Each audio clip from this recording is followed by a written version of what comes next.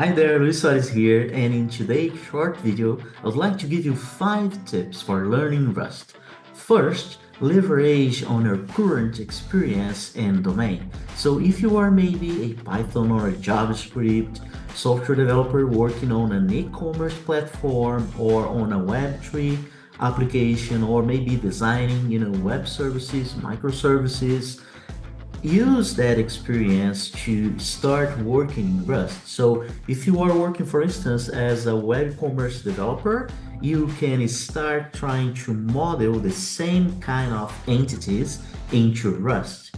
So it will be easier for you to, migrate or move into Rust if you don't have to start learning different domains from what you do currently. So let's say, for instance, you are working in e-commerce and you want to jump into Rust, and you are going to take a tutorial in Rust that will teach you how to create a blockchain, for instance. Chances are that you're going to get frustrated and have more difficulty trying to model a blockchain using Rust because you're not familiar with that domain. And when you are learning something, the context into which you learn it plays a big important role. So first thing, try to model the things that you have already done in other languages in terms of domain level, in terms of, let's say, it's a commerce application, it's, like I said, it's a Web3 application, microservices. Take the entities and the idea and try to model them and build the backend in Rust using the same domain, just changing the language to Rust so you are isolated from learning more low-level programming domains. The second tip is learn the borrowing and Rust ownership model. It's very important because if you are working, as I said, let's take Python again as an example, and you're going to declare a variable, pass it as a parameter to this function, and later on I use it again and again and again, you wouldn't even notice there are something happening, with that variable in terms of memory allocation and, free memory, etc., because your language is taking care of it for you, right?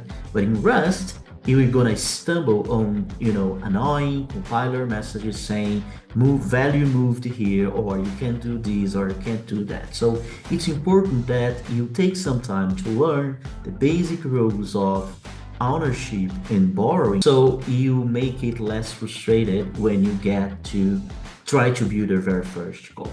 The third tip is materialize, create something from your own Rust, building very basic stuff. So there is like a connection when you go from a concept in your mind to the tip of your fingers typing on the computer and creating your Rust program.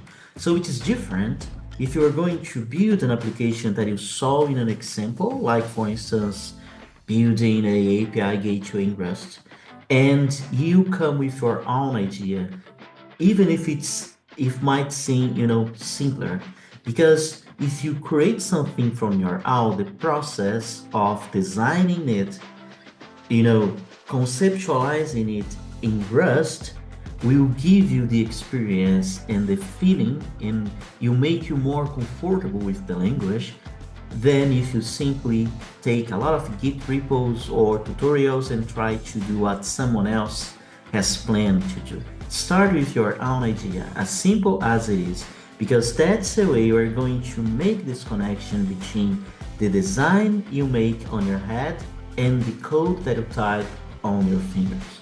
The fourth tip is, once you are comfortable enough with the language, focus and narrow down your focus on a given industry or domain you are passionate about or you want to work on.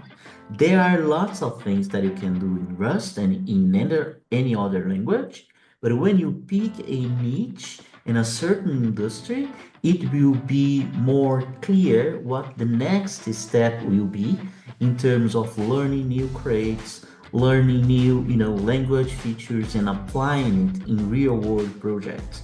So if you are passionate about gaming, let's focus on what kind of features and what kind of crates there are for gaming.